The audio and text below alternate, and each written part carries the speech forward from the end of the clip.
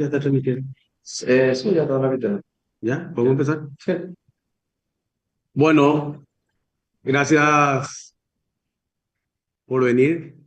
Dentro de nuestra clase hoy de Geotecnia 3, queríamos aprovechar para tenerlo con nosotros al ingeniero Mario Terceros, que es un experto en fundaciones profundas.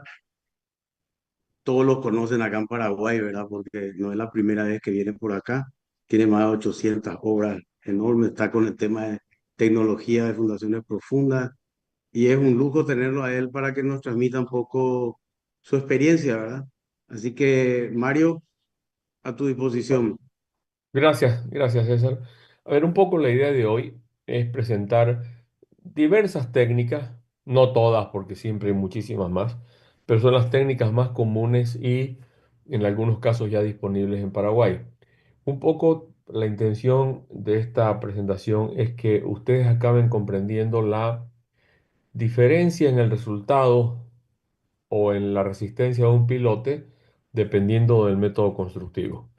Y eso es fundamental porque cuando uno de los grandes problemas que hay en casi todo el mundo es que se proyecta y el proyectista define un tipo de instalación y después nadie más lo controla. Entonces van y hacen otro tipo de instalación. Y eso puede ser que el pilote generalmente buscan métodos más simples y puede ser que el pilote acaba resistiendo mucho menos. Entonces vamos a empezar por lo más básico y lo más antiguo y lo más... Epa, no sé qué le pasó a esto. Ahí está. Los pilotes perforados. Los pilotes perforados que, como vamos a ver, pueden ser encamisados, sin encamisar, pueden ser con auxilio de lodos tixotrópicos o lo que sea. Es un método muy antiguo y que permite penetrar en casi todo tipo de suelos. Eso por un lado es una ventaja, pero por otro lado, la correcta o incorrecta utilización del sistema puede derivar en daños serios en los pilotes. Por otro lado, estos pilotes en general se los considera cuando, o sea, la gente entiende de pilotes perforados en general cuando son pilotes de mediano y gran diámetro. Sin embargo, aquí, también en Asunción y en muchos otros lugares, se hacen pilotes perforados hasta de diámetros muy pequeños. ¿Cuál es el problema principal que tiene un pilote perforado en la condición de peores controles de calidad? Tiene el gran problema que, en primer lugar, los sedimentos en el fondo del pozo hacen que la punta necesite deformaciones muy grandes para movilizarse, con lo cual la resistencia de punta para las deformaciones de servicio acaba siendo casi despreciable. Y por otro lado, los controles de integridad del pilote. Si no se utiliza un método realmente que me permita tomar medidas, como les voy a comentar de algunas, eh, esta es la mejor manera de que un pilote no tenga integridad. Entonces, ¿cuál es la gracia? La gracia es que ahora vamos, ese es el pilote mal hecho. Ahora vamos al pilote muy bien hecho. Un pilote que está muy bien hecho tiene que saber si hay sedimentos en el fondo, tiene que poderlos limpiar lo mejor posible. El hormigonado, y esa es una tendencia actual que está empezando a tomar mucha fuerza en países como Japón, en algunos lugares de Estados Unidos, el hormigonado no se hace con el tubo Tremi convencional, que uno va sacando un pedazo de tubo, sigue hormigonando y supone que dentro del tubo la altura del hormigón debe ser tal que afuera del tubo me garantice que está enterrado, digamos, o hundido el tubo en el hormigón por fuera. Hay una serie de controles que hay que hacer. Hay unos manuales para hormigonado con Kelly, que yo se lo voy a pasar a César para que después ustedes lo puedan tener. Pero la tendencia actual no es esa. La tendencia actual es decir, miren jóvenes, nosotros si metemos un tubo hasta el fondo del pilote y le conectamos una bomba de hormigón, vamos a tener un sistema presurizado. Porque para entender primero qué es lo que pasa, uno mete un tubo convencional, Kelly, perdón, un Tremi, lo llena de hormigón, lo empieza a levantar, por fuera del tubo fluye la primera camada de hormigón y adentro del tubo va a quedar a una altura un poco mayor. La diferencia es toda la pérdida eh, por fricción que tiene el hormigón en el tubo. Y así uno dice, bueno, si el tubo sigue teniendo hormigón, quiere decir que no me entra el lodo, por ejemplo, de afuera o el agua. Sin embargo, en muchos casos eso no se controla y en otros casos es muy difícil de controlar. Entonces, si yo bombeo todo hasta arriba, usando un tubo, por supuesto, bien reforzado, ¿qué es lo que tengo que hacer para sacarlo? Pues lo saco en tramos y no hace falta que sean tramos cortos. Yo puedo tener, digamos, para pilotes largos, los tramos de 6 o de 12 metros, entonces uno va sacando con la grúa y va desarmando tubo por tubo. Cuando yo estoy hormigonando de manera presurizada, ¿qué es lo que estoy haciendo? El hormigón que va subiendo, imagínense ustedes, a ver si está aquí en esta imagen. Bueno, no. El hormigón que va subiendo va arrastrando cualquier cosa que tenga menor densidad que el hormigón. Y los suelos tienen menor densidad que el hormigón. Por lo tanto, uno, en primer lugar, lo limpia mucho mejor los suelos sueltos que puedan haber al costado de la perforación. Y por otro lado, es prácticamente imposible tener problemas de integridad. Entonces, ese tipo de avances, que en realidad el hormigón cuando lo llevan a la obra, muchas veces también va una bomba, que es la bomba que me lleva el hormigón hasta la entrada del tubo TREME y lo metemos con un embudo, es un desperdicio no aprovechar la bomba que va a bombear la misma cantidad, pero presurizando el tubo. A ver, en términos generales, los pilotes encamisados, y eso es por un problema del diámetro de las herramientas de las máquinas grandes, es del orden de 620 milímetros para arriba. Pero cuando uno no usa estos sistemas, sino los sistemas rotativos con inyección, que tienen un montón de otros problemas, uno puede ir a diámetros muy pequeños, 20 centímetros. Eh, por ejemplo, nosotros aquí cuando lo muestro tenemos un equipo que permite hacer pilotes encamisados de hasta 1,50 m y hasta 70 metros de longitud. Eso es una cosa grande, digamos. Para eso se usan máquinas muy potentes y un oscilador, que es una herramienta que se pone en el piso que multiplica por 10 el torque de la máquina, con lo cual una máquina grande de las nuestras tiene 30 toneladas por metro, multiplicado por 10 son 300 toneladas por metro. O sea, ese torque rompe cualquier cosa y permite ir entrando, inclusive en suelos con gravas o con boleo, ¿no? Entonces, en este caso concreto que estoy mostrando del pilote encamisado, tiene la gran ventaja que evita bastante la descompresión radial respecto de un pilote perforado con bentonita. Ustedes imagínense que si yo hago un hueco y lo voy estabilizando con un lodo que empuja hacia afuera, sin embargo, el suelo produce una descompresión. Esa descompresión a veces no es en una distancia muy grande, pero puede tener varias consecuencias. La primera es que puede aflojar suelos que en el proceso de construcción se derrumben y empiezan a generar mayores consumos de hormigón, pero notables. Esa es una consecuencia. La otra consecuencia es que cuando yo pongo el hormigón, nunca voy a restituir la condición original del suelo. Entonces, la resistencia al corte que va a tener ese suelo hecho con bentonita, y de acuerdo con varios autores, entre ellos Poulos, que es el que diseñó las fundaciones del Burj Khalifa, es que hay que reducir por lo menos 3 grados al ángulo de fricción para calcular la fricción en un pilote que ha sido perforado con bentonita. No es el caso de un pilote con encamisado. Aquí se ve un trabajo en que en todo el proyecto se hizo encamisado en seco. Eran arenas que tenían el 1% de humedad, arenas de un tamaño muy parejo que se chorreaban como agua. Entonces ahí era o meter lodos y hacer un desastre en la plataforma de trabajo y todo eso, o encamisar. En este caso eran pilotes de 25 metros. Un operador alemán muy entrenado fue el que contratamos para este proyecto y llegó a hacer en un día 6 pilotes de 25 metros. Uno dice, ¿pero cómo? Bueno, con la máquina, con el operador y con el suelo que es fácil de perforar, no es difícil. El asunto es que la planta de hormigón no tenía capacidad. Entonces, en promedio se hacían 3 pilotes de 25 metros por día, en condiciones secas, digamos. Ahí no hizo falta oscilador porque estaba en el límite de la capacidad de tiro que tenía la máquina, con lo cual el proceso es mucho más rápido. Em, Aquí se ve cuando está limpiando, porque en realidad uno muestra una hélice en la punta, pero eso es para un tipo de suelo. En otros casos se usan unos baldes que tienen unos dientes abajo que van metiendo el suelo dentro del balde. En otros casos, cuando hay piedra, se usan unos cilindros que tienen unos dispositivos de tungsteno que cortan la piedra y la van sacando en pedazos. Eso ya depende de la herramienta, pero la máquina es la misma. Entonces lo único que uno hace es cambiar la herramienta de corte, básicamente. Aquí se ven que está todo listo esperando los hormigonados y una de las camisas está lista para que la máquina la agarre y empiece otro trabajo. A ver, y en esto una cosa que es fundamental, ya sea con el equipo más sofisticado o con el equipo menos sofisticado y más simple del mundo, y sobre todo para estos equipos más simples, la organización de la obra es fundamental.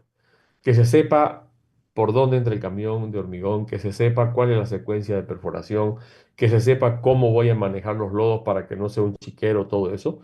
Y por supuesto, siempre tratar de conseguir algo de información, porque yo les pregunto, ¿qué información tienen ustedes cuando terminaron de instalar un pilote? En el mejor de los casos, el volumen de hormigón que entró con una aproximación de más o menos 0,2 metros cúbicos. Eso es en el mejor de los casos. Estas máquinas miden fuerza, torque, profundidad al centímetro, la verticalidad del mástil y la herramienta se corrige a una décima de grado. Entonces, realmente todas esas diferencias hacen que, no, o sea, no lo encarecen al pilote, hacen que sea mucho más económico en términos generales y la productividad es altísima. Hacer un pilote en condiciones difíciles de 30, 35 metros por día, lo hace sin mayor problema una máquina de esta. Si uno no tiene las condiciones necesarias, no se puede hacer. Y esto es una cuestión porque también se puede hacer con otras máquinas que van haciendo la perforación con bentonita y lo pueden hacer bien. El tema es que la productividad es importante. En un proyecto en Paraguay donde había que perforar en rocas calcáreas, una máquina convencional hacía más o menos entre 3, vos me corregís eso si me equivoco, entre 3 y 5 metros por día. Nosotros llevamos martillos de fondo del mismo diámetro, 60 centímetros, y hacíamos 1 metro en 5 minutos. Entonces, en una hora se tenía el pilote hormigonado, se hacían 10, 12 pilotes por día. La otra máquina tardaba 3 días para hacer un pilote. Entonces, si alguien viene y me dice, yo te cobro más barato, bueno, en realidad es el número final el que cuenta. Y nunca es más barato una máquina chica, barata y con motor pequeño que produce 15 veces menos que una máquina que puede producir mejor. O sea, en números, solamente en números ya hay una diferencia muy grande. Después, otra herramienta que se usa mucho es la hélice continua. Esto es un tirabuzón, es el espiral de es el- bah, disculpen la memoria. Es una herramienta que inventó Arquímedes, este tirabuzón de Arquímedes, o tiene un nombre preciso que me lo estoy olvidando, que él lo usó para inclinado y con gente al otro lado con una manija, subían grano a los barcos. Subir grano a los barcos, que en esa época era lo que usaban para alimentar una tripulación durante meses, era un trabajo muy grande. Y después Arquímedes dijo, a ver, pero lo podemos hacer mejor. En vez de poner este elemento sobre una canaleta, lo voy a meter dentro de un tubo y bombeaba agua con eso. Entonces, eh, es muy simple porque esto va girando en sentido de dextrógiro y obviamente que va impulsando mecánicamente a lo que tiene que salir. Cuando se usa en el suelo, hace exactamente lo mismo y lo que hay que tener cuidado es que, les voy a mostrar enseguida, que la velocidad de penetración y de rotación tiene que mantener una relación matemática, porque de lo contrario, uno empieza a bombear el suelo lateral, empieza a sacar suelo lateral, y con lo cual genera una descompresión muy grande. Entonces, por ejemplo, estas máquinas para la función de CFA, de hélice continua, es tienen un botoncito que dice automático. Entonces la máquina va midiendo la fuerza de penetración y con eso ajusta automáticamente la rotación. Entonces ese riesgo no aparece. Si uno no tiene un sistema automático, es imposible que un operador lo pueda hacer. Porque si aparece de golpe un estrato más duro o más blando, eh, no hay, o sea, uno puede medir la presión de aceite, cosas así, pero no tiene una forma fácil de resolverlo. Ahora, si ustedes se fijan en esta hélice y la comparamos con esta, fíjense que el tubo central en esta es más delgado. Cuando el tubo es más delgado, obviamente que la herramienta tiene un poder de penetración mucho más alto. En este caso es lo que se llama las hélices continuas de desplazamiento parcial. Fíjense que el ala de la hélice es pequeña, tiene un tubo central grueso y pequeño. En este caso en particular, para esta herramienta, solo se retira el 50% del volumen teórico. ¿Qué pasa con el otro 50%? Lo está compactando lateralmente la máquina. Y eso, ya les voy a mostrar, genera muchísimas ventajas porque cuando yo compacto, lo que estoy haciendo es aumentar la resistencia al corte de la zona de fricción.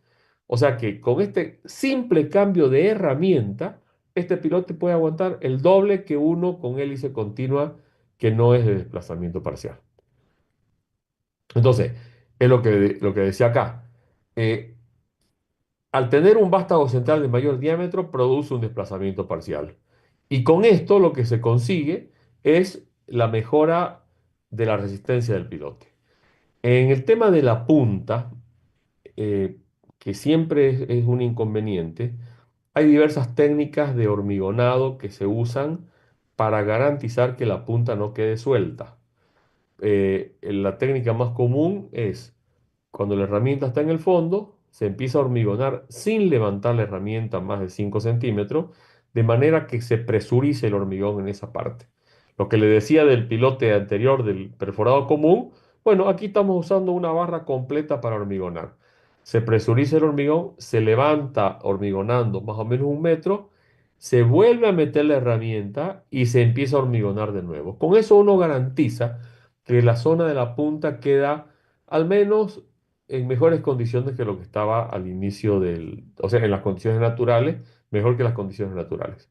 Aquí está la relación de la velocidad crítica, perdón, donde depende del diámetro exterior, depende del diámetro interior, depende del número de revoluciones por minuto y depende de la distancia entre hélices. Entonces, en teoría, esta debería ser la velocidad de rotación que tiene, perdón, la velocidad de penetración que tiene en función de la rotación, de la distancia y de los diámetros. Esto a mano no lo puede hacer un operador que está sentado y la cosa dando vueltas. Esto se tiene que hacer con auxilio de computadoras o cosas por el estilo. Entonces, ¿qué ventaja tiene la hélice? Tiene una productividad muy alta. Se puede meter casi en todo tipo de suelo y por lo menos uno tiene un buen control con estos equipos del torque que se aplica para que pueda entrar la herramienta, de las fuerzas de empuje y una serie de parámetros que ayudan muchísimo. Porque en el fondo, cuando se está introduciendo una herramienta, ya sea por rotación, ya sea por empuje, ya sea por golpes, por vibración, en realidad eso es un penetrómetro en escala real. Entonces uno si lo consigue, si consigue la información necesaria para poderlo usar como penetrómetro, es impresionante la cantidad de ventajas que tiene. Yo les voy a mostrar algunas cosas después, pero realmente es muy bueno poder usar la herramienta de perforación como penetrómetro. La desventaja es que hay un riesgo de descompresión parcial del suelo. Hay que tener un control muy bueno durante el proceso de perforación para evitar los problemas que les conté y sobre todo para evitar este bombeo. Entonces, estos problemas, que son una desventaja, hay otro sistema que los resuelve, que se los muestro ahora. El front of wall, que quiere decir pegado a la pared, es una hélice continua encamisada. Entonces, ¿qué es lo que uno hace? Miren, miren la distancia que puede trabajar. ¿Qué es lo que uno? Aquí está el esquema general. Cuando está entrando la herramienta, entra junto con la camisa. La herramienta gira hacia la derecha a una velocidad determinada y la camisa gira hacia la izquierda. Entonces, la velocidad que hay en la punta entre la camisa y la hélice es la suma de las dos velocidades tangenciales y eso ayuda a romper suelos mucho más duros. Experiencia reciente y real. Un pilote hecho en Asunción con un empotramiento entre 4 y 5 metros en las arenas cementadas de 17 metros de longitud se tarda en perforar entre 15 y 20 minutos. Eso yo lo desafío a cualquiera con otra de las máquinas a ver qué pueden hacer con eso. Quiere decir que si todo funciona bien, es decir, el hormigón llega a tiempo, el hormigón es el adecuado, no hay problema con las armaduras, bla, bla, bla, bla, se pueden hacer 2 pilotes por hora. En 10 horas son 20 pilotes. Esa es una producción normal cuando las cosas están funcionando. Pero con otro equipo, inclusive con la hélice sola, es mucho más lento la producción porque esta cuestión de la diferencia, de la suma de las velocidades en la punta es de gran ayuda. Aquí está ya un muro terminado, por ejemplo, ideal para hacer pilotes secantes o tangentes. Aquí está un muro terminado ya con sus líneas de anclaje y vean lo que es la cabina de la máquina. La cabina de la máquina tiene básicamente tres computadoras que se manejan a través de esta pantalla. Cada uno de estos son eh, paneles para dar distintas instrucciones. Bueno, y acá es donde a uno le sale un montón de información, ¿no? Y se puede trabajar en condiciones, fíjense, en condiciones tangentes al muro del vecino, que es otro de los problemas que se tiene cuando uno está construyendo un edificio en zonas más pobladas. Aquí está el ejemplo de qué es lo que pasa, cómo uno penetra, la camisa gira para la izquierda, lo otro gira hacia la derecha, y todo este material que va subiendo sale por unos huecos que tiene aquí arriba. Después se termina de hormigonar, también a presión, igual que una hélice continua, y después se pone la armadura. Entonces, con eso se tiene un sistema mucho más seguro que la hélice convencional. Obviamente que no todo es maravilla. Eh, los equipos para hacer esto requieren una potencia bastante mayor que una hélice convencional y en general este sistema se lo ha diseñado para trabajar hasta en pilotes de 60 centímetros. Ahora, hay unos cabezas, esto se llama front of wall porque tiene un sistema excéntrico que permite acercarse al vecino. Hay otro sistema que simplemente se llama CFA encamisado, que no te permite acercarte, uno queda 30, 40 centímetros del vecino, y con ese se puede llegar a diámetros hasta 1 metro. En este típicamente es hasta 60 centímetros. Pero la tecnología de la hélice encamisada es realmente sensacional porque evita, aquí ya no hay el riesgo de que el operador esté penetrando mal en el suelo y que bombee suelo lateral, porque tengo la camisa que me protege todo eso. Solo se saca el suelo que corresponde al diámetro del pilote. Por supuesto, más el esponjamiento y todo. Este es un caso que nosotros construimos en, en Perú donde no solamente estábamos al lado de un vecino que era un banco. Miren, cuando se derrumbó el edificio donde se está construyendo, apareció la pared del banco. O sea, no se gastaron ni un peso en hacer una buena pared. Y el problema es que aquí habían 2 metros de arcilla, 4 metros de boleo y abajo arenas. Entonces hubo que hacer con martillos de fondo, romper el boleo para que recién pueda entrar esta herramienta. Un trabajo complejo que la verdad es que salió muy bien. Ahora, una innovación que es de los años 95 más o menos, 96, es el pilote de gran desplazamiento.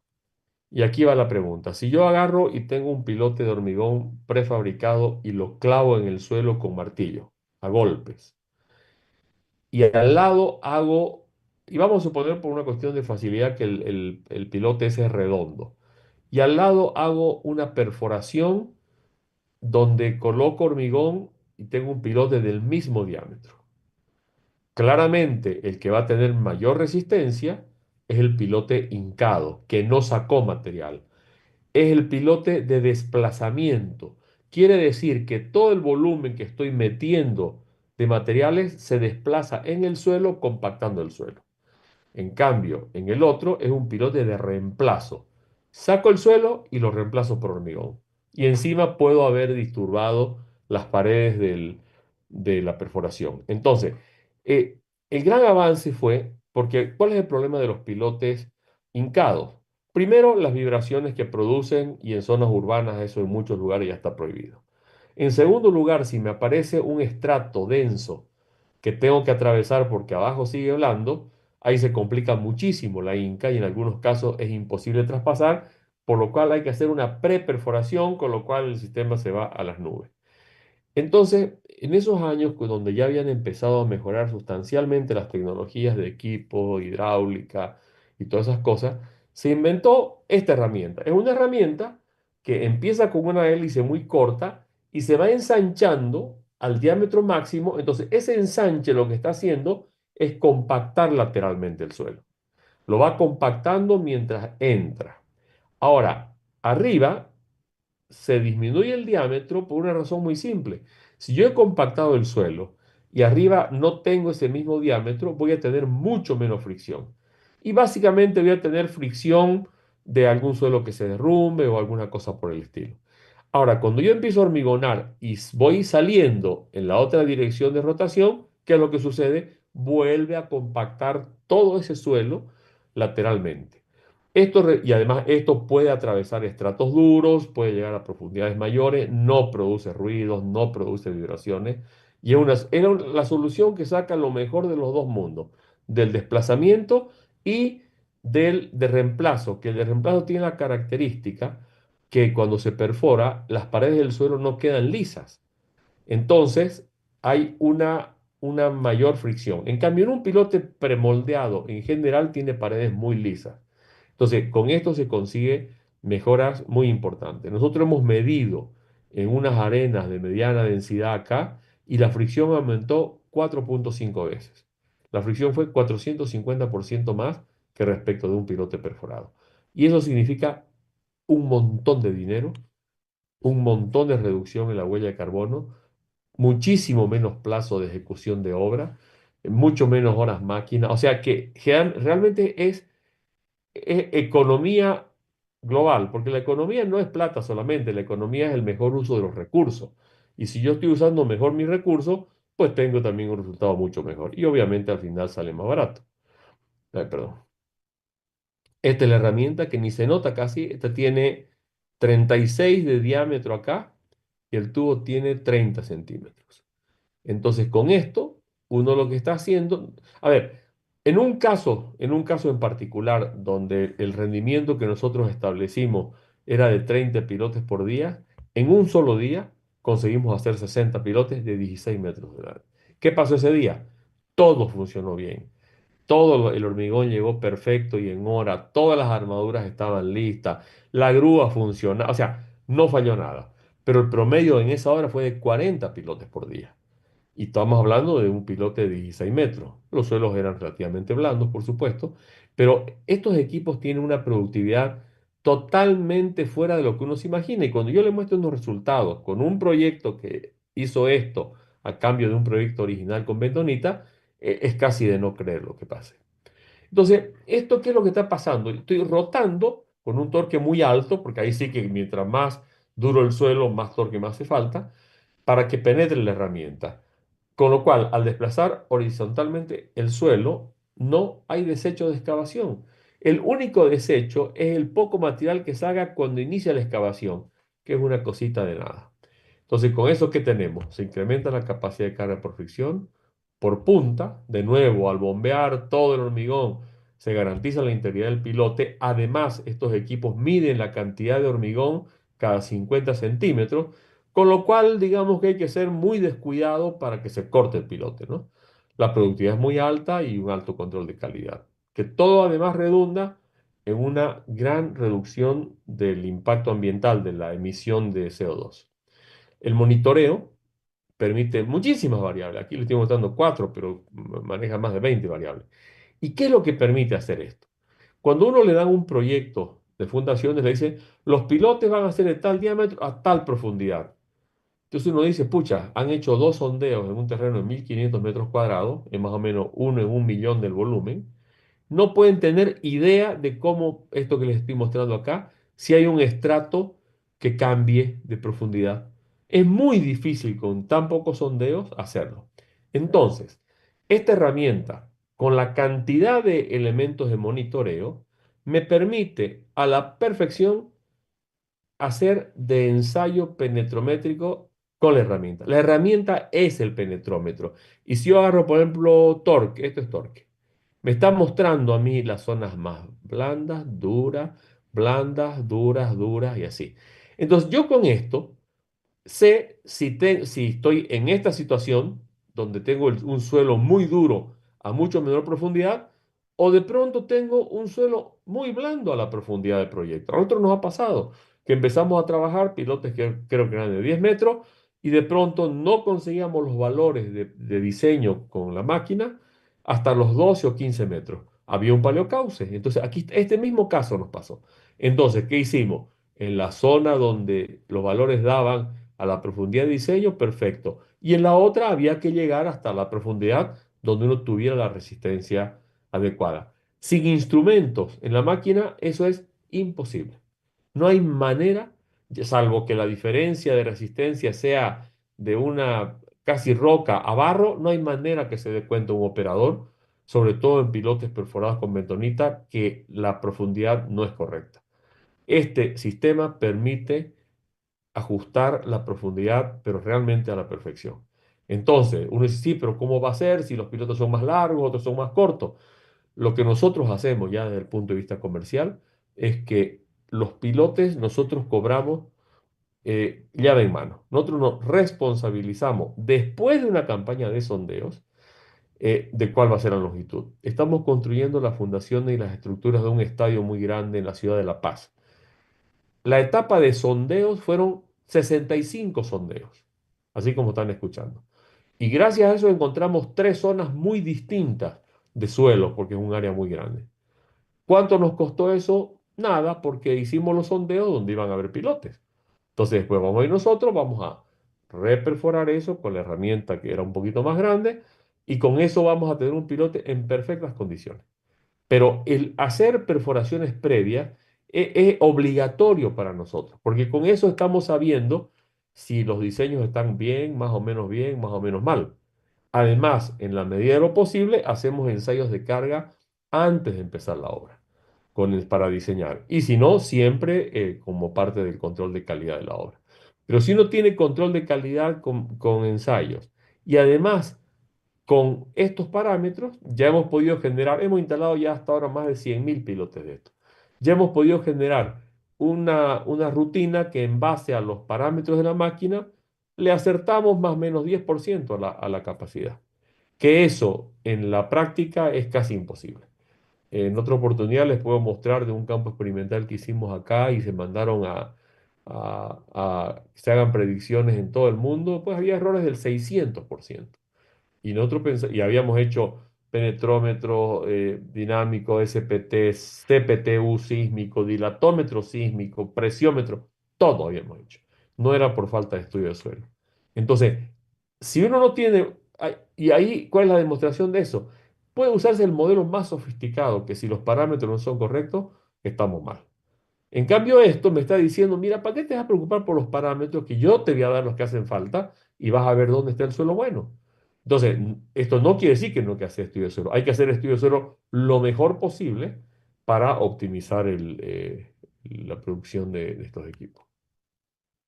Este es otro caso donde se compararon un pilote de 60 centímetros con bentonita, un FDP de 36 centímetros. Este llegó a los 11 metros y el otro llegó casi a los 18 y la carga máxima que soportó el de Bentonita fueron 160 toneladas, la otra fueron 210 en un pilote que tenía la quinta parte de volumen, y la punta recibía todavía una carga importante, mientras el otro pilote de la punta no recibía nada, porque obviamente estaba suelto abajo. Otra herramienta que es muy valiosa, sobre todo en rocas o en gravas muy grandes, es el martillo de fondo. En Paraguay se usa mucho para perforación de pozos de agua en la zona de los basaltos del Paraná. Y es una herramienta magnífica, porque uno le mete aire y aquí abajo tiene un mecanismo que va haciendo que se mueva un émbolo golpeando a una velocidad muy grande, debe ser unos 1500 golpes por minuto, algo por el estilo. Y eso con el aire retira todo el material. Es una herramienta muy buena para esas condiciones, a veces un poco cara por el consumo de combustible de los compresores, que suelen ser muy grandes, pero se usaron para para el martillo de fondo de 600 milímetros en ese proyecto que les comenté, se usaban dos compresores o tres compresores de 1000 pies cúbicos por minuto, pero claro, producía 10, 12 pilotes en vez de uno cada 3 días, ¿no? O sea que si comparamos era 30-1 la producción. Eh, Esto aquí hay un proyecto que lo muestro porque es un proyecto muy lindo. Ese año ganó premios por todos lados y son básicamente hacer 750 piezas de 700 milímetros para hacer un muro de pilotes al lado del mar. Entonces, claro, cuando se tienen los recursos, mejor dicho, cuando se tiene la tecnología disponible, justifica plenamente su uso, porque la tecnología siempre es más económica. El que diga que no importa el plazo y en vez de hacer una obra en 2 meses tarda un año, o está mintiendo o no sabe lo que son los costos financieros, pero el tiempo de ejecución de una obra para entregarla vale oro, porque el tiempo que se pierde es un tiempo que no se puede recuperar. Algunos dicen, no, hagamos más rápido. Bueno, pero eso es lo que podrías haber hecho igual en la estructura, pero en la fundación lo que perdiste se perdió. Y eso tiene mucho que ver con la tecnología. Aquí está mostrando las imágenes del trabajo. Este, y y bueno, ahora vamos a otra herramienta que también hay en Paraguay, que es un martillo vibratorio. Sobre la misma máquina. Se le pone este cabezal, que es un martillo vibratorio, que vibra a muy alta, puede vibrar hasta 2400 revoluciones por minuto. Y la fuerza centrífuga de cada una de esas bajadas de 2400 puede golpear hasta a 100 toneladas. Vibra con una fuerza centrífuga de 100 toneladas. Eso es una barbaridad. Entonces, en este proyecto, que después les voy a mostrar más en detalle, se optó por unos micropilotes donde lo que se hacía era eh, meter la armadura, que fue un tubo, inyectar, que tenía un ensanche en la punta, se inyectaba por abajo y estaba listo el micropilote. La perforación de estos 12 metros eran 3 minutos más o menos. El hormigonado eran 15 minutos porque lo tenían que hacer ahí en obra, porque era una mezcla especial, qué sé yo. Y, o sea, aquí se llegaron a hacer en un día 62 pilotes de estos. Y fue porque el hormigón estaba mal programado, no había hormigonera cerca ni cosas por el estilo. Este martillo básicamente, su origen es para hincar tablestacas, que las tablestacas ustedes saben que se hincan siempre con martillo vibratorio, porque si se usan los martillos de golpe, dañan mucho a las tablestacas. Pero también se usa en la construcción de pilotes y micropilotes, donde uno vibra una camisa que podrá ser con punta perdida, por ejemplo, o con válvulas que permitan el hormigonado, uno retira la camisa, mete las armaduras y listo. Nosotros hemos hecho pilotes hasta de 40 centímetros de diámetro con este tema, con esta tecnología y con punta perdida, o sea, desplazando. En ese caso se desplazaban unas arcillas muy blandas y se llegaba a un estrato de grava muy competente. Y ahí se dejaban semi-empotrados los pilotes. Ahora, imagínense cuando estoy haciendo un proyecto con micropilotes que les voy a mostrar después, que si los equipo con Expander Body pueden llegar a 80 toneladas y puedo instalar 50 de esos por día. El número es fácil, 50 por 80 son 4000 toneladas de carga resistida instalada por día. Vean ustedes cuánto aguanta un pilote de gran diámetro y en el mejor de los casos van a ser 600 toneladas y no van a ser 7 pilotes de eso ni llorando en un día. Entonces, el uso adecuado de la tecnología permite economías inmensas, directas o indirectas, como el tema de los plazos y cosas por el estilo. Aquí les pongo también instalación y retiro de tablestaca es la herramienta. Aquí habla de la fuerza, aquí son 2000, no son 200, perdón. Aquí son 2000, lo que facilita muchísimo. Además, este martillo en particular es de frecuencia y amplitud variable, lo que es sensacional para poder atravesar distintos tipos de suelo, porque las altas frecuencias son muy buenas en arenas, pero no son tan buenas en arcilla. Entonces uno puede ir combinando en función de los suelos que encuentra, ¿no? Y aquí se explica cómo al llegar a la cota se hormigona o se deja la misma herramienta como armadura del piloto. El uso de tubería de acero como armadura es muy bueno, es un tema de costos y de necesidad estructural, porque además es muy bueno para los esfuerzos horizontales. Entonces, en micropilotes, el uso de tubería como armadura es muy común. Ahora, en este caso, no se saca nada de excavación. Y como yo estoy midiendo la fuerza centrífuga en toda la profundidad a cada centímetro, estoy haciendo de nuevo un, un ensayo de penetración a ese pilote. Es decir, en el 100% de los pilotes yo tengo un ensayo de penetración. Aquí les muestro, aquí clavado tablestacas, que son tablestacas grandes. Hay unas mordazas que permiten agarrar dos tablestacas. Y aquí fíjense, este es el proyecto de los micropilotes. Eran, no sé, 700 micropilotes, un trabajo que duró nada, duró una semana, 10 días. Y aquí había que penetrar en unas gravas bastante densas. Entonces, claro, los clientes primero decían, ¿cómo será esta cuestión?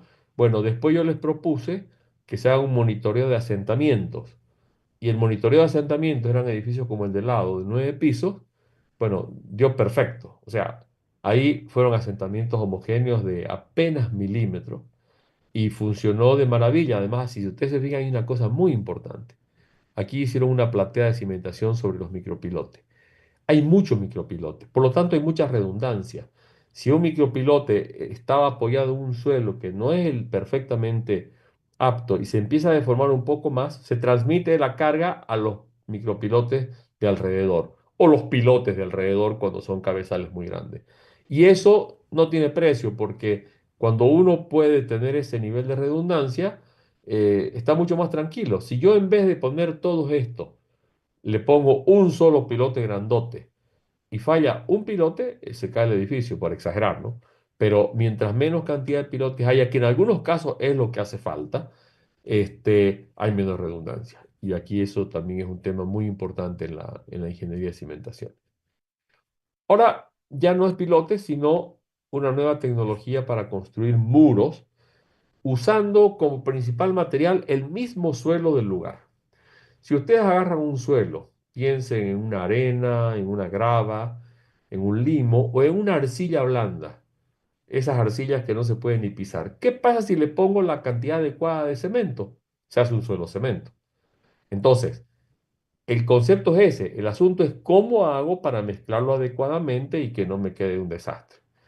Entonces, esta es una herramienta que está en el mercado desde 2003, recién, que eso en términos de tecnología es muy poco tiempo. Aquí está el montón de cosas que se pueden hacer, que esto es nada más que una generalidad. Pero ¿de dónde sale la herramienta? Se habían inventado ya en Japón y en Alemania múltiples hélices o estas alas que van rotando y van inyectando una lechada de cemento y van mezclando el suelo. ¿Cuál es el problema? Que si las miro desde arriba, son lobulares, no son rectangulares. Entonces ahí empiezo con problemas de qué espesor considero para la resistencia. Por otro lado, ya se había inventado la hidrofresa. La hidrofresa son dos ruedas que van rompiendo el suelo mientras se inyecta lodo por un lado y por la tubería central que se ve acá se bombea todo ese material y se deposita en los desarenadores mientras el hueco está lleno con lodo limpio. Entonces, es básicamente como un muro pantalla, pero no con las almejas, sino con esta máquina que corta todo, que es una maravilla de máquina. Entonces, y esto sí que me da un panel rectangular.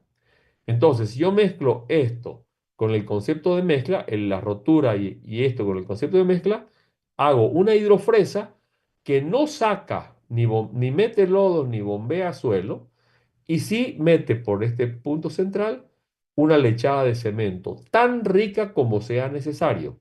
Es decir, si yo tengo una mezcla de arena fina, arena gruesa y un poquito de grava fina y le mezclo cemento, que tengo un hormigón. Entonces, la cantidad de cemento que necesito para eso es mucho menor que si tengo una arcilla blanda, porque la superficie específica de la arcilla es miles de veces más grande que la de una arena, con lo cual hace falta más cemento. Bueno, aquí de nuevo es simplemente una de las variables, mostrando las pequeñas discrepancias que puedan haber de cada una de las ruedas. Aquí está mostrando que variables como el par de giro de cada rueda, se puede saber si hay pérdidas de aceite para parar, se mide la velocidad de penetración en función del tiempo, bueno, y un montón de variables. ¿Y cuáles son los principios básicos? Lo que les decía, cemento, agua y suelo. Lo mezclo y saco un suelo cementado. Hasta aquí digamos que no tiene ninguna ciencia especial el asunto. Entonces, ¿qué es lo que está pasando? Yo al cementar el suelo estoy consiguiendo unas condiciones de resistencia y de permeabilidad mucho mejores que las condiciones iniciales. Entonces, bueno, aquí me está molestando la barra esta de aquí abajo, que no sé cómo moverla. Pero un ratito es que la quiero sacar porque... Height Video Panel, ¿será esto? No. Eh, Eso, ya. Entonces, se puede usar simplemente no para muros de sostenimiento o para fundaciones, sino también para confinar suelos contaminados, haciendo muros de confinamiento. A ver, ¿qué pasa si yo tengo condiciones de suelo que van de arena y grava hasta suelos orgánicos? Para que sean aptos y para que yo tenga la resistencia adecuada, obviamente que mientras peor es el suelo, voy a necesitar mucho más consumo de cemento por metro cúbico. Eso es natural. Entonces, el estudio del suelo es de donde tengo que sacar las muestras de suelo para hacer las mezclas de suelo-cemento adecuadas a mi requerimiento. En el tema de permeabilidad, nunca es una limitante, son permeabilidades extremadamente bajas. Se han medido en cientos de proyectos y miren, los valores típicos son de 10 a la menos 7 a 10 a la menos 11. Ahora, el nombre es Cutter Soil Mixing, no es Cutter Gravel Mixing. Entonces, el suelo de la derecha obviamente no se puede usar. Si yo tengo unos estratos con estos boleos, salvo que sea un estrato de 20 centímetros y que yo sepa que voy a romper todos los dientes de la máquina, no es para este tipo de suelo. Pero si yo encuentro este suelo como está en la izquierda, es el sueño, porque ahí con 200 kilos por metro cúbico, 200 kilos de cemento, tengo un material más que apto. Como verán, estas fotos son de la época en que se inventó la máquina por el modelo del celular. Se va a dar cuenta de cuándo es eso. Ahora, ¿cuáles son las grandes ventajas de esto respecto de otros métodos que hay para construir muros o para construir columnas o fundaciones o lo que sea? Se usa el suelo. O sea, no desperdicio el suelo del lugar, que eso ya me vino gratis. No tengo que sacar casi nada, lo que ya van a ver en una foto ahorita, pero obviamente que si yo le estoy metiendo una lechada de cemento, en algún punto el volumen va a ser mayor que el volumen de permeación de esa lechada, con lo cual siempre va a haber un poco de desechos. Nunca es más del 10% de todo el volumen de suelo tratado.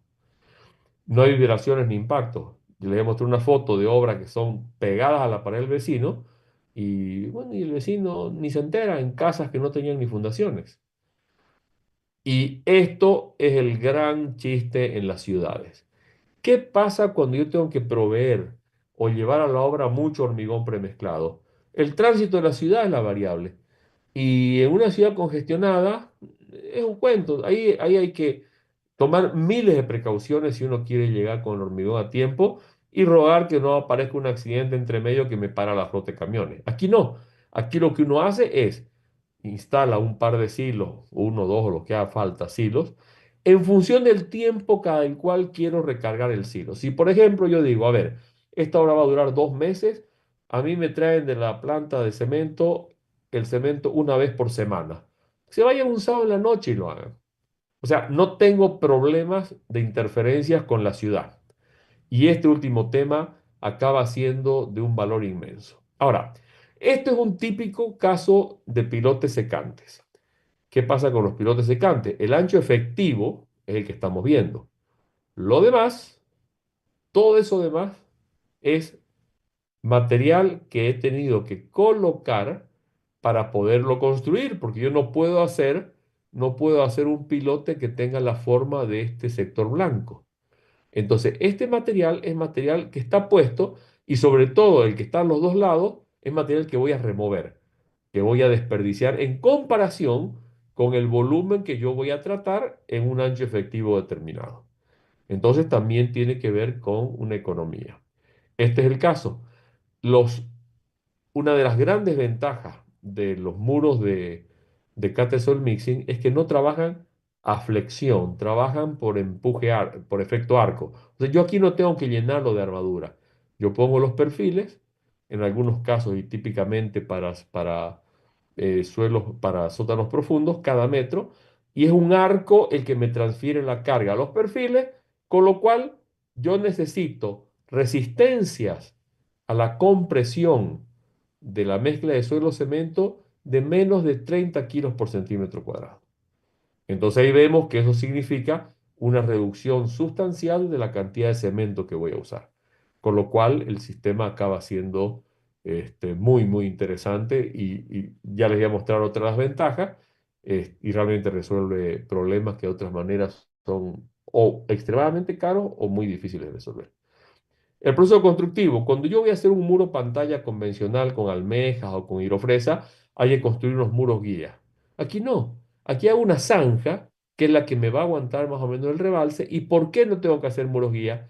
Porque la rigidez de la herramienta con el mástil hace que caiga en la posición exacta, para lo cual hay que hacer un control topográfico muy sofisticado poniendo estas escuadras y un hilo.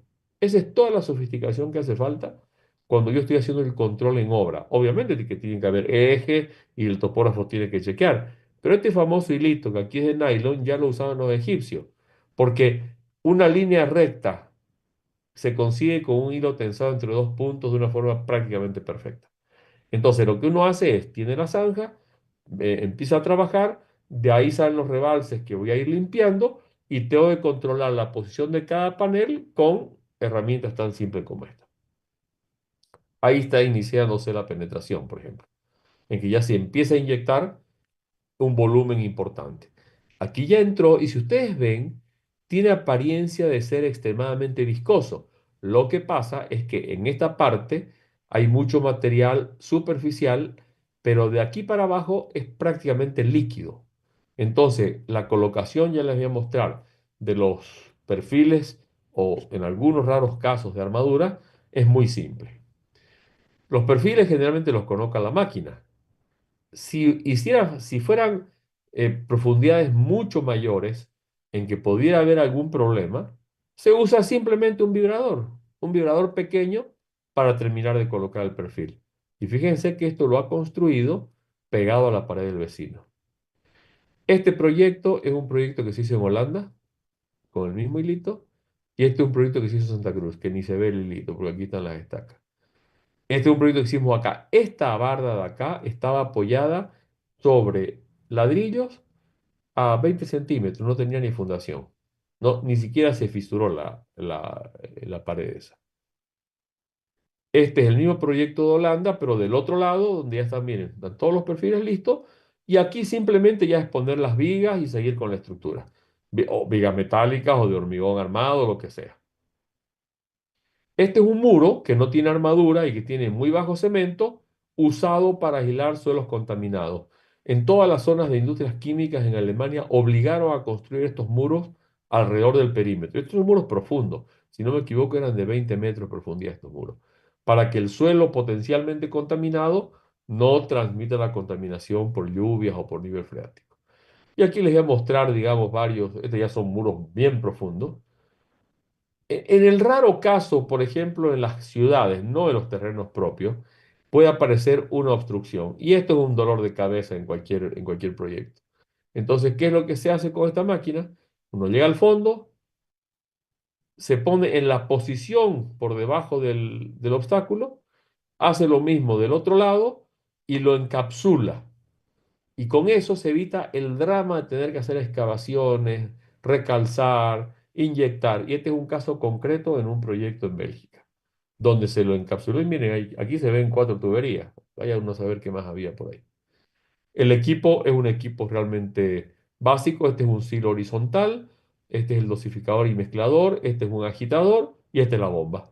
Y todo esto está relacionado desde la cabina del operador. Entonces el operador puede decir que funcione la bomba más, que funcione menos, y básicamente va a ir entrando la lechada ya dosificada. Aquí dice bentonite. Cuando se usa este tipo de muros para muros impermeables, por ejemplo, abajo de una represa, se le añade un poco de bentonita para que la permeabilidad baje más todavía. Entonces, ese es el caso. O cuando se construyen muros con esa tecnología muy profundos, donde el haber puesto cemento desde el principio puede empezar a generar problemas por el fraguado. Entonces, uno hace lo que se llama en dos fases. Uno entra con bentonita y sale con la lechada de cemento, que en ese caso va a haber mezcla con la bentonita, por lo cual va a requerir más cemento. Pero eso son para casos muy especiales. ¿Para qué sirve? Cortinas impermeables. Imaginen abajo una represa cuando dicen, no, aquí vamos a inyectar. Bueno, se acaba con esto. Muros de sostenimiento, fundaciones, estabilización de taludes y para estabilizar suelos. Estos son muros en ciudades antiguas en Europa, esto es en Bélgica, donde se va haciendo el muro, se va anclando y todos estos son edificios patrimoniales, digamos, que no se pueden tocar, no se pueden romper. Bueno, y está en una zona de extremada dificultad. Este es el mismo equipo que tenemos nosotros acá, que se usaría. Ellos tienen silos verticales. Y cuando uno hace un shaft vertical, ni siquiera se pone armadura porque trabaja toda con presión. Este shaft lo deben haber hecho en 2 días. Después hacen la excavación y era para la entrada de una tuneleadora por acá. Este fue un caso que ganó premios donde había un suelo muy malo y después había que llegar a un suelo bueno con nivel freático. Entonces, desde arriba se construyeron los paneles hasta la profundidad requerida para el apoyo, sin necesidad de hacer grandes excavaciones. Y arriba se hizo la construcción. Ganó un premio porque la verdad que fue muy ingeniosa la solución para este caso. En el caso de estabilidad de taludes, hoy en día se usa mucho eh, poner pilotes de gran diámetro, poner barretas grandes, y con esto resuelven el problema. Este fue un caso de un muro muy grande en Bolonia, 100.000 metros cuadrados, de 800 milímetros y paneles de 23 metros en suelo arcilloso. Entonces uno dice, bueno, el rango es grande, ¿no? Y ejemplos de aplicación, ahí se ven las terminaciones diferentes, se sacan muestras para hacer ensayos, algunas terminaciones son más lindas que otras, porque depende también el suelo, cómo queda la rugosidad. Este es un caso de un shaft para meter tuneleadoras, aquí es un caso urbano muy común. Eh, Aquí se ven las marcas de la rueda, los anclajes, y hay gente a la que le gusta dejar esto como parte de la estética de los sótanos, por ejemplo. Este de aquí tiene una terminación bastante más fea, porque seguramente el tipo de suelo no permitía que sean muy lisas las paredes. Pero cualquier pared de esta uno la puede simplemente pulir para uniformarla y queda perfectamente bien. Aquí ya miren, aquí hay 3 niveles de anclajes. Aquí hay una pilotera, aquí hay una excavadora. Esta es una excavación fácil de 12 a 15 metros de profundidad. Eh, bueno, y usos. Aquí, por ejemplo, en este proyecto, creo que es el siguiente, esto, hicieron columnas de Cattle Soil Mixing para que soporten las estructuras provisionales de la obra, los campamentos, las oficinas, que de otro modo no tenían lugar. Este es un proyecto en Vietnam. Y fíjense cómo los colores también se reproducen en la mezcla de cemento. Entonces uno aquí tiene el perfil completo cementado del suelo natural. Bueno, no tiene mucha cosa. Nosotros tenemos productos patentados, uno de esos es el Expander Body, que en Asunción se han usado ya muchos, que consiste básicamente, espera un segundito, no, a ver, deja aquí, en un cilindro de acero plegado que se instala en la punta de un pilote o un anclaje y se le inyecta lechada, que dependiendo de la resistencia del suelo, es mayor o menor la presión de inyección, compacta el suelo lateralmente y con eso consigue una resistencia altísima. En los pilotes normales típicamente triplica la resistencia y en micropilotes la puede multiplicar por 6 a 8 veces. Aquí muestro el procedimiento, perforación, hormigonado, con la activación del expander, inflado y bla, bla, bla. Pero les voy a mostrar más adelante que como el elemento en sí es pequeño, esto se puede instalar con cualquier máquina, con máquinas inclusive que entran en un cuarto y se hacen recalces o se hace lo que haga falta. Este es un ejemplo en que yo les quiero mostrar que el pilote de arriba es idéntico al otro, 600 milímetros, 9,5 metros en suelos malos, que si yo pongo, digamos, 20 milímetros de deformación, el pilote convencional está en 700 kilonewton, 70 toneladas, y el otro está en 2100, triplicó la carga. Entonces, y no cuesta el triple, pues obviamente. Entonces, además, estoy sabiendo parámetros de resistencia en la punta del pilote, en cada caso. Esto es lo que pasa, digamos, este es el proceso completo. Este es el tamaño original y puede llegar hasta 800 milímetros de diámetro. Estamos en desarrollo de uno de 1200 milímetros. Entonces, realmente lo que se consigue es una solución muy buena. Formas de instalarlo, esta. En anclaje es fantástico porque aquí la cuña de extracción ya no es semicilíndrica, como en los casos de los anclajes convencionales, sino que es un cono, un tronco cónico muy grande, con lo cual las resistencias aumentan muchísimo y creo que, bueno, creo que tengo más adelante, pero si no, seguimos avanzando. El expander es un presiómetro de gran tamaño. Entonces, todas las teorías presiométricas se pueden aplicar a la perfección porque la curva de inyección de un expander reproduce la teoría presiométrica, la curva presiométrica en su totalidad. En la mayoría de los casos, el presiómetro nos da un cierto nivel de datos y a partir de ahí hay que extrapolar para llegar a la presión límite. Entonces, esto es de un presiómetro, estos son los presiómetros convencionales, que son preperforados, estos son los autoperforantes, estos son los empujados. Si ustedes ven la diferencia, la presión límite, que es la última, va a ser la misma en los tres, pero en el primero hay que hacer una deformación muy grande para que empiece a tomar. En el otro, la deformación es menor y en el que yo he hecho gran desplazamiento, la deformación es mucho menor.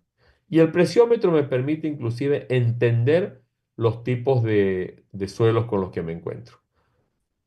Esta es la curva presiométrica de un expander, en que yo tengo la misma fase inicial, esta fase elástica y esta es la fase de la presión límite. Esto me está mostrando que fue un pilote pre-excavado, fue un pilote perforado. Y les voy a mostrar, y esta es una curva de calibración que después se las voy a explicar, que cuando yo tengo pérdidas de volumen por alguna razón, aplico la curva de calibración y yo sé que si en lugar de 160 litros se inyectaron solo 100, el diámetro real van a ser 500 en lugar de 600. Y yo con los 500 es que hago el análisis de resistencia. Estos son los diferentes modelos que hay. Aquí estoy poniendo solamente los grandes, de 600 a 800. Tenemos hasta de 300 milímetros para casos de rocas muy blandas o arenas muy densas. Se hizo un proyecto en Asunción de Recalce, en unos edificios del Cuartier Las Marías, donde se empotró en la arena cementada. La expansión fue casi nula porque era muy rígido, pero se inyectó con presiones tan altas que después cuando se hizo el monitoreo las deformaciones fueron cero, ¿no? Y de cada cabezal o de cada grupo de pilotes con expander se saca una tabla de evaluación donde al final lo que está haciendo es compararme lo que... Aquí me está faltando una columna. Va, acá dice cuál era la carga de servicio y acá dice, aquí está. Y estas son las cargas obtenidas con los expander. Entonces yo necesitaba 810 toneladas y tengo 1200 disponibles.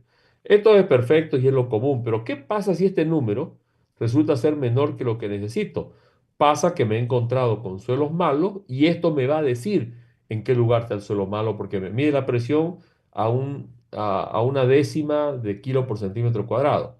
Entonces, es muy preciso. Y con eso se puede hacer un refuerzo sobre el pucho, o sea, inmediatamente, sin esperar que hayan problemas con el proceso ya constructivo, con la estructura terminada. Esto es un caso de las máquinas antiguas que trabajan con lodo y este es el equipo con FDP. Esto fue un proyecto que se hizo para el primer congreso que hicimos acá de Fundaciones Profundas. Y fíjense, el el pilote con expander y con lodo es el rojo. A ver, les voy a mostrar los dos. Es el rojo.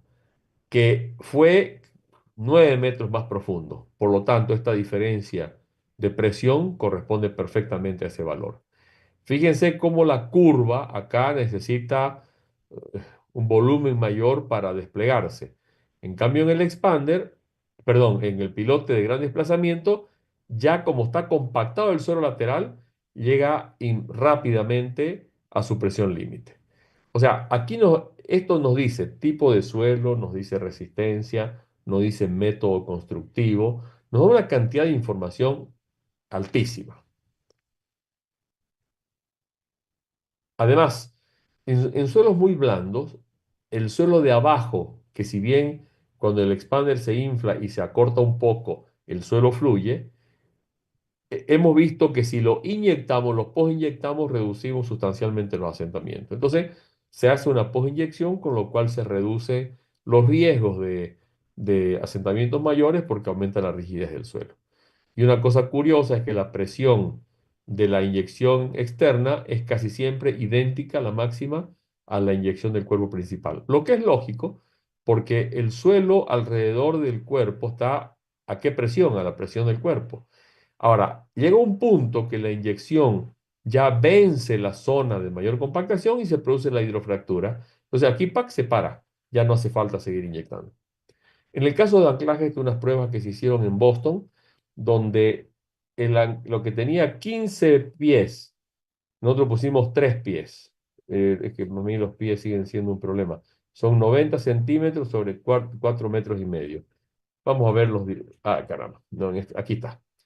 En el común, que era mucho más largo, la máxima carga fue a 61 kips y el expander llegó a 195 kips. Para 61 kips, acá, la máxima elongación fue de 1.447 pulgadas, el expander 0.3. Y para 195 kips, la elongación fue de 1.25, menos que la elongación que tuvo el anclaje convencional resistiendo la tercera parte. Aquí les muestro algunos ejemplos de obras que se han usado con Expander Body. Y bueno, hay mucha experiencia en el tema. Esto tiene un altísimo grado de control de calidad que se documenta pilote por pilote. La postinyección ha sido una mejora sustancial en temas de rigidez. Cuando se instala en pilotes perforados, se incrementa la capacidad de punta por dos razones principales. Uno, porque compacta y mejora la resistencia al corte. Y otro, porque aumenta el tamaño. Si yo tengo una punta de un tamaño más grande, va a resistir más que una punta de un tamaño pequeño. Y si además esa punta la hemos conseguido agrandar con una alta compactación del suelo, es todavía mejor. Y esto lo hemos probado desde arcillas muy rígidas hasta rocas muy blandas o arenas cementadas muy densas, ¿no? Se puede instalar prácticamente con cualquier sistema, con tal que perfore. eh, y esto permite eh, usarlo con cargas muy elevadas en lugares de muy difícil acceso. Nosotros hemos tenido que hacer recalces de edificios y en otro caso instalar pilotes porque hubo un cambio en el proyecto cuando la estructura estaba terminada. Y claro, uno tarda más en instalarlo, pero conseguíamos 100 toneladas por cada micropilote que se instalaba. Porque como había poco espacio, todo se metía a mano, se ponían tubitos. O sea, imagínense ustedes una obra distante donde no hay acceso. Esto se puede llevar a hombro. El expander más pesado pesa 30 kilos. Entonces, si uno tiene que hacer en un lugar remoto, entre el expander más unas cuantas tuberías, el agua va a ser lo más complicado y el cemento, o sin cemento, si uno le mete una tubería de acero adecuada, se pueden hacer los trabajos con un altísimo control de calidad. Eh, Como el incremento en la resistencia es tan notable, esto es muy eficiente en costo. Y además hay un método de control directo que es medir la presión y el volumen en todos los casos. Cuando lo hemos combinado con el FDP, bueno, los resultados son sensacionales porque hemos mejorado todo lo que es la resistencia lateral, fricción, y hemos mejorado la punta. Eh, Esto de acá lo hemos medido, hemos multiplicado hasta por 4 la resistencia respecto de pilotes convencionales con bentonita y ya se han instalado más de 30.000. Entonces ahora les voy a mostrar el último tema, que son las celdas de carga que hemos desarrollado, que consiste para los que no han visto nunca, y mejor y para los que han visto, hay un ensayo de carga estático que se llama bidireccional, en que uno pone un gato hidráulico en una posición determinada del pilote, expande el gato y obviamente la fuerza es la misma para arriba que para abajo. Y con eso yo hago mi ensayo de carga tanto del tramo hacia abajo como del tramo hacia arriba. Ahora, ¿qué pasa si esa celda de carga la pongo en la punta del pilote? ¿Qué va a pasar? Que la fuerza hacia arriba va a estar contrarrestada por la fricción y el peso, y la fuerza hacia abajo me va primero a compactar los sedimentos, después a compactar el suelo natural y recién va a empezar a trabajar cuando ya tengo predeformado el pilote. Es decir, que si yo ya le metí 500 toneladas, hasta que al pilote no le meta 500 toneladas, la punta ni se va a enterar y recién ahí va a empezar a trabajar. Básicamente, una celda de carga duplica la resistencia de un pilote, simplemente por el efecto de la expansión de la misma. Bueno, aquí están los. Estas son curvas de fuerza respecto a desplazamiento, que después les voy a comentar. O se los comento ahora. Aquí hay 6 curvas. Son 6 pilotes en el mismo cabezal de un puente.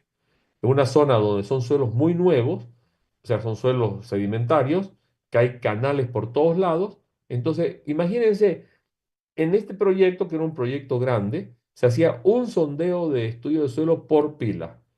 ¿Y a cuál le acertaron? Pues no sabemos a cuál le acertaron. Y gracias a esto se supo que había que hacer un refuerzo en la zona donde teníamos los dos pilotes de menor resistencia. Entonces esto me está haciendo de nuevo un estudio de suelo de la punta, porque a la celda se le ponen unas varillas que se llaman telltales y yo hago estas curvas que son ensayos de carga en la punta de cada pilote. Como digo acá, es un gato hidráulico que se coloca y después se lo inyecta y ahí uno ve, porque uno instrumenta, para ver cómo se mueve la celda hacia abajo y cómo se mueve el pilote hacia arriba. Con lo cual yo puedo hacer el ensayo de carga de ambas cosas y consigo movilizar el fuste. Esta es una curva de campo sin procesar típica. Y aquí, fíjense, empieza un suelo muy blando que empieza a aumentar su rigidez. En este otro, bueno, ahí está la rigidez de la inyección. Miren, en este caso, se llegó hasta este punto y aquí empezó a levantarse el pilote. Y se levanta hasta un punto en que ya no aumenta la fuerza. Pero la rigidez acá puede ser 20, 30 veces más que acá. Entonces, aquí se movilizaron 840 toneladas, carga a partir de la cual recién se va a empezar a mover el pilote, cuando yo le ponga la estructura encima, y la carga de servicio eran 600 toneladas. Entonces, nosotros cuando hablamos con los clientes le decimos, no hacen falta pilotes tan largos. Y como todos saben mucho, después me dicen, ¿por qué lo hiciste tan largo el pilote? Porque esto es un tema de entender cómo va a cambiar la rigidez del sistema. Eh, la única consideración que nunca hay que despreciar cuando uno hace fundaciones en ríos, sobre todo en ríos con caudales importantes, es lo que se llama erosión localizada. Cómo se erosiona el fondo del río junto a los pilotes, porque en grandes crecidas eso queda como columna y yo no puedo tener el pilote resistiendo en ese tramo, o sea que uno tiene que diseñar con la longitud de esa profundidad hacia abajo. Esa es una condición importante. Bueno, aquí no tiene mayor cosa. Se hicieron 2 ensayos de carga dinámicos en un cabezal donde había un pilote sin celda y otro con celda. En realidad el sin celda se hizo de prueba y se demostró que el pilote con celda tenía en la punta 500 toneladas más de resistencia que el otro. Tenía 850 y el otro tenía 350. Esta es la carga del pilote con celda que llegó a 872 toneladas. Y me acabo de dar cuenta antes de empezar que me olvidé de poner el otro gráfico. Entonces hay una reducción de costo muy importante. Y cuando ustedes ven acá por cada tonelada, en realidad cuando uno va a hacer una fundación, lo que a uno le interesa solamente en términos de costo es cuánto me cuesta la fundación completa para resistir mis cargas. Si mi edificio pesa 10.000 toneladas y me cuesta $200.000 la fundación, con X número de pilotes. Y otra alternativa me cuesta 180.000 y con la mitad de pilotes porque la tecnología es mejor, es más barato. Aunque ustedes digan qué estupidez está diciendo, bueno, así es. Alguien dice, no, no, no, pero tu pilote es más caro, pero hijo, aguanta 4 veces más. No, no, pero es más caro que el otro. Bueno, pues hacerlo con el otro. Vas a hacer 400 pilotes en vez de 200. Y les voy a mostrar un caso real de hace 2 semanas acá. Necesitamos menor longitud de empotramiento, los plazos de ejecución pueden disminuir sustancialmente, hay un control de calidad en el 100% de los pilotes. Yo sé cuánto resiste el 100% de los pilotes. Yo desafío a cualquier calculista y a cualquier constructor de pilotes que me diga cuánto aguanta el 100% de sus pilotes en un puente. Lo mejor que van a saber es en los dos o tres pilotes que hicieron ensayo de carga. El resto es incertidumbre. Y bueno, se puede instalar desde 400 milímetros en adelante sin problema. Ahora, para no terminar de cansarlos tanto, cuando uno puede hacer muros de sostenimiento, uno puede hacerlos con muros anclados, con CCM, puede hacer muros tipo Berlín, que consiste en unos perfiles que se ponen unos tableros de madera, se pueden hacer en micropilotes, de front of wall, se pueden hacer de mil maneras. En el caso de soluciones hidráulicas, el caso concreto del CSM me permite hacer presas subterráneas fantásticas, captaciones, algunas captaciones horizontales. Y ya esto aquí, perdón, me equivoqué, esto es para una presentación donde hacíamos pozos de agua con perforación dirigida. Pero con el CSM hacer defensa de ribera, defensa de pila, es una de las cuestiones más simples que hay. En minería, las máquinas estas pueden hacer shaft de 2,5 metros y 60 metros, sacar muestras monstruosas con estas máquinas, cortinas impermeables, bla, bla, bla, todo lo que se puede hacer con estas máquinas. Aquí están sacando muestras en una mina de kimberlita de diamantes y la muestra sale del tamaño de ese balde, ya no es la muestrita de una bolsita, estas son las muestras. Entonces, para el tema de exploración es muy, muy competitivo esto. Bueno, aquí están haciendo unos shafts de ventilación. Y les quiero dar unos ejemplos reales de comportamientos de los pilotes según cualquiera de las tecnologías estas. Este es un caso donde el mismo pilote, o sea, un pilote idéntico, con muy poca separación, uno tiene celda de carga, otro tiene expander y otro no tiene nada. Y he usado 25 milímetros de deformación como una deformación máxima habitual. De nuevo, el que no tiene nada aguanta 700 kilonewton y los otros dos más o menos 1600. O sea, dos veces y tanto más, simplemente por al mismo pilote mejorarle tu capacidad por un elemento que le pongo. Ahora, ¿qué pasa cuando uso tecnologías distintas?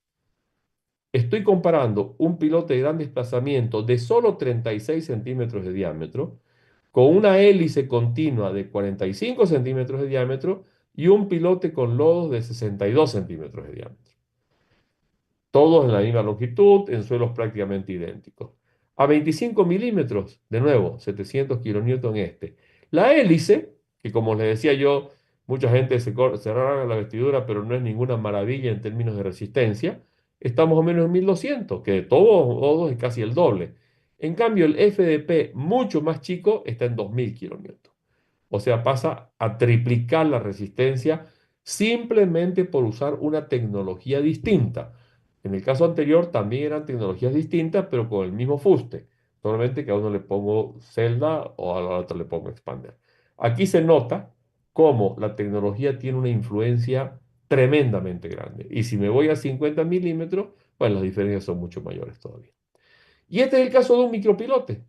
El micropilote convencional en ese suelo me daba, bueno, aquí ya está roto, digamos, aquí a 170 kilonewton ya está en rotura y con solo 10 milímetros. El otro con un expander estaba en 600 y tiene para rato todavía esto. Esto para romperse va a llegar a los 1000. Entonces, ¿cómo poniendo un elemento normal se multiplica por 4 la resistencia? Eso no quiere decir que voy a reducir en 4 veces la cantidad de elementos por una cuestión de múltiplos de carga, pero voy a reducir 3 veces la cantidad de elementos. Y voy a reducir el tiempo de construcción a la tercera parte, y así sucesivamente. Y aquí les quiero mostrar ese proyecto que les estuve contando recién, que lo hemos empezado a construir estos días después de mostrar todo eso. Eh, los pilotes originales eran pilotes con lodo bentonítico, con carga de diseño de 35 toneladas. Nosotros pasamos a pilote FDP con 80 toneladas. Eso llevó que de 465 pilotes pasemos a 202 pilotes y más cortos. Los nuestros fueron de 12 y estos eran de 16 metros. El hormigón de los pilotes pasó de 841 a 378 metros cúbicos. El acero de 37 toneladas a 11 toneladas. El hormigón de los cabezales de 1000 metros cúbicos a 400 metros cúbicos, porque son menos pilotes. El acero también de 98 a 37. Y las emisiones de dióxido de carbono pasaron de 2055 toneladas a 329 toneladas. O sea, acá, este es el ahorro, esto no es, aquí esto me cuesta 43% porque el 57% es ahorro. Y en emisiones me cuesta el 16% del otro, porque el ahorro es 84%. Aquí está el cálculo de las emisiones, que eso es otro tema que me gustaría en algún momento dárselos. Pero la economía global de esto, imagínense en plazo. Los pilotes de lodo son lentísimos de construir. Vamos a suponer que se construye a la misma velocidad. Es más del doble del tiempo que necesito para hacer eso. El hormigón es casi la tercera parte. El acero, la tercera parte.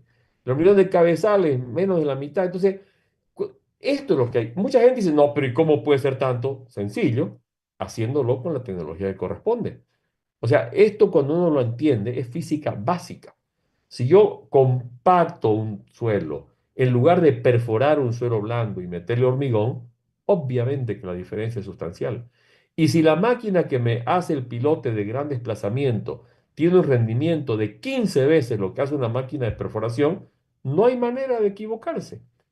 Entonces, estos son medidos con un proyecto real. Fíjense aquí la comparación que hicimos en proyectos donde nos querían obligar a usar pilotes con lodo. La tonelada de servicio por metro cúbico de hormigón. El FDP tenía 78 toneladas por metro cúbico y el lodo tenía 19. En el otro edificio tenía 79 y el otro tenía 16 toneladas. Y el otro tenía 71 y 19. O sea, es una locura que alguien decida por esta opción, porque aquí tenemos uno, dos, tres. O sea, aguanta 4 veces más este pilote que este. Entonces, la razón principal por lo que mucha gente sigue usando las tecnologías antiguas es porque no conoce adecuadamente las tecnologías nuevas. Y los que las tienen que conocer son los usuarios, son los propietarios y son los ingenieros que diseñan, que es lo que ustedes van a hacer, alguna de las tres cosas con certeza. Entonces hay que entender que la tecnología me economiza. Alguien dirá, no, es mucho más caro una resonancia magnética que una radiografía. Claro, pero la radiografía me da una imagen, la otra me da 10.000 imágenes. Entonces saquémosle el precio por imagen y vas a ver que estás malgastando la plata. Y nadie se va a poner a discutir con un médico que en vez de que le cuenten los glóbulos rojos y los glóbulos blancos sea solo la mitad, pero en fundaciones viene gente que no tiene idea a argumentar sobre dónde ahorrar. Nosotros tenemos un caso que lo comento siempre por ridículo, que hicimos los estudios de suelos para dos torres muy grandes. Hicimos dilatómetro, CPTU sísmico, onda superficial. Fue una maravilla el proyecto. Y vino el dueño pues un día y me dijo, oye, no, pues esto ya es muy caro, me está costando mucho, hacemos un descuento. ¿Y cuánto querés descuento? $500. Han invertido 60 millones de dólares en ese proyecto. Son dos torres monstruosas, pero el estudio de suelo no, pues descontemos $500. Entonces, un tema, el tema comercial es el que suele arruinar el uso de la buena tecnología y hacer bien las cosas. Pero parte de ser ingenieros es educar al cliente. Nosotros tenemos la obligación de educar al cliente. Él no es ingeniero. Y si es ingeniero y no sabe de fundaciones, hay que enseñarle. Y si sabe de fundaciones, va a entender todo lo que le digamos. Y esa es una cosa que es fundamental, porque si nosotros, así como nos educan y nos han educado a nosotros, nosotros tenemos también la obligación de educar a que la gente entienda las razones por las cuales existen las alternativas. Esto es un ejemplo de análisis de alternativas para ese proyecto precisamente, que el proyecto original eran pilotes de 1 metro de diámetro, de 20 metros de profundidad. Entonces, analizamos qué pasaba si le poníamos cel de carga. Y hacíamos pilotes de 40 más cortos, bla, bla, bla. Y todo lo normalizamos al 100%, como si el valor del pilote de diseño fuera el 100%. Resulta que en CO2 tenemos nosotros que hay un ahorro la emisión es de 50,92 para el pilote con celda, de 59 para un pilote de 40 perforado, con expander es el 26% solamente, y así sucesivamente. Y si los pilotes de gran desplazamiento con expander era el 13% de la emisión respecto del pilote convencional. En ese caso, por una cuestión de estratigrafía, se usaron al final los pilotes de CFA de desplazamiento parcial con expander a 24 metros, que consistieron en el 19% de las emisiones para las cargas muy altas. Y para las cargas comunes usó el full displacement, que era un 24%. O sea, la obra esa emitió el 20% de lo que debería haber emitido con el proyecto original. Entonces, a ver, esto es aritmética básica. Hay que saber multiplicar y dividir, digamos, es lo más difícil que hay en términos matemáticos. Y eso se lo puede entender muy fácilmente. Hay una calculadora de carbono que se llama, que la han producido la gente de DFI de Estados Unidos y de la sección de constructores de fundaciones de Europa, donde me calcula cuánto CO2 me emite una obra en particular. Yo les voy a dejar después el link porque es abierto, muy fácil de manejar, es un software en base a Excel. Entonces, pero ese solamente me dice cuánto con esta tecnología vas a emitir, pero no me compara lo que hacemos nosotros, por ejemplo. ¿Cuántas toneladas de CO2 por kilonewton de carga de servicio? ¿O cuántas toneladas de CO2 por, qué sé yo, por metro cúbico de hormigón? Y así sucesivamente. Entonces, oh, se acabó, yo pensaba que había puesto una más. Bueno, jóvenes, básicamente es eso. Yo sé que siempre se puede hablar mucho más o decir muchas más cosas. Si se pueden hacer preguntas, por favor, con el mayor de los gustos. No sé, César, cómo es el tema de las preguntas. A ver, aquí. Ay, aquí ya metí la pata, no sé cómo salgo de esto. Eh, a ver. No, no es eso. Bueno, ¿me escuchan? Ahora no escuchas. Sí, ahora te escucho. Lo que pasa es que no sé cómo ponerla de nuevo para salir de acá, de la presentación y volver al Zoom. Creo que Escape, es acá. escape. ¿Me están viendo ustedes? Sí. Ah, ya. Bueno, yo no los veo porque no sé qué me han hecho. Entonces, es básicamente eso. Yo quedo abierto a las preguntas que hagan falta. Y bueno, como ustedes vean, para eso estoy. Gracias, Mario. Espera, vamos a hacer una pregunta. Eso de la calculadora de carbono me parece súper interesante. Es muy interesante, sí. Sí, acá hay uno que está queriendo hacer una tesis justamente sobre el tema de ahorro de la huella de carbono, el tema del pilote, así que puede ser muy No, interesante. hoy en día eso es, mira, no sé si me pueden ver la cámara, pero fíjate, estuve en este congreso en Bélgica y esto es lo que están repartiendo por todos lados.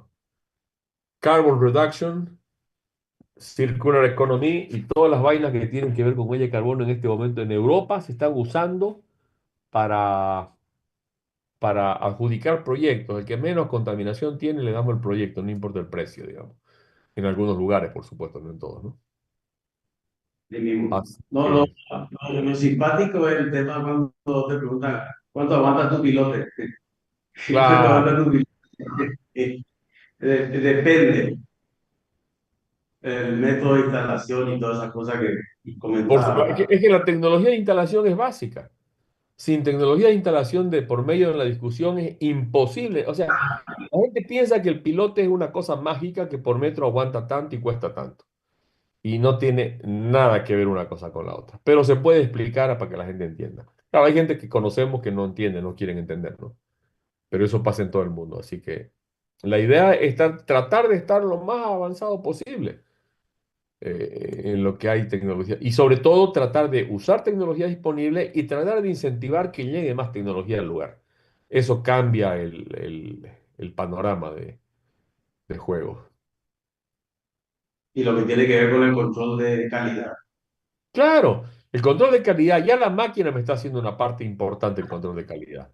Y los elementos que le he mostrado como el expander o como la celda tiene un control de calidad perfecto, porque conozco presiones, conozco volumen, conozco deformación, conozco un montón de cosas. Entonces, eso no tiene precio en términos de control de calidad, ¿no? ¿Una pregunta? No importa, no te preocupes. Si tienen preguntas, quiere decir que hay algo para aclarar. Y si no, quiere decir que entendieron todo. Oye, no, Mario, muchísimas gracias, así que por tu predisposición de, como siempre, No, siempre es un gusto, siempre es un gusto. Y cualquier cosa a través tuyo, si muchísimas tienen gracias y preguntas, bueno, te estaremos llamando. yo les voy a Ok, mandar, a ver, te vamos a dame un pedir segundo. la... Sí, te voy a mandar la presentación, pero antes que eso, dame un segundo. No sé si aquí hay tipo chat. No. Bueno, yo te voy a mandar después el link de la calculadora de huella de carbono y de las a ese cuestiones número. y los manuales ambientales y lo de la barra, y lo del hormigonado con Tremi. Ok, perfecto, vamos a esperar entonces. Muchísimas gracias, Mario. De nada, que estén bien. Chao, chao. Dale, chao, chao. Chao.